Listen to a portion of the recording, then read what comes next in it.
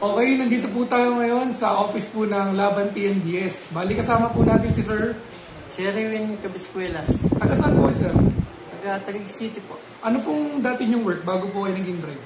Sa Lalamo po sir. So, bakit po kayo lumipat sa in-drive from Lalamo? Nabalita ko po kasi na mas maganda pong kitaan sa InDrive. At mas maganda daw pong bumiyahe sa InDrive. Gano'n na po kayo katagal bumabiyahe sa in-drive? Bali, mag 2 months pa lang po. 2 months. Magkano na po kinita niyo simula October po, then ngayong November naman po? Bali, Pakita po ni Sir yung kinita niya.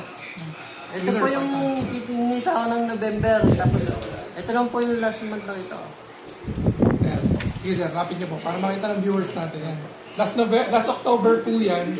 Then yung November naman po. Yan, November naman po ito.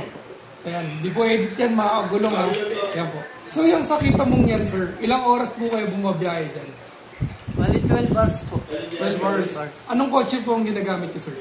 Mitsubishi Mirage G4 po. Sa ganyang klase ng kita sir, laki ng kita niyo lalo na nung October, no? Umabot po ng 81,000. Ano pong mapapayo niyo sa mga kagulong natin ngayon na bumabiyahe, pati sa mga bagong kagulong po na gustong kumita ng ganyan kalaki sa in-drive? Masasabi ko lang po sa mga kagulong gaya lang po ng biyahe at huwag pong mamili. Accept lang po ng accept para makarami po ng biyahe. Okay, sige. Sir, shoutout po kayo sa mga kagulong natin or kamag-anak po.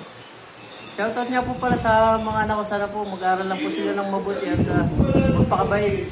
At sa mga kagulong po, biyahe lang po ng biyahe at ingat po sa biyahe. God bless. Okay. Yun lang po sir. Thank you po. Thank you so much. Thank you po. Drive safe sir.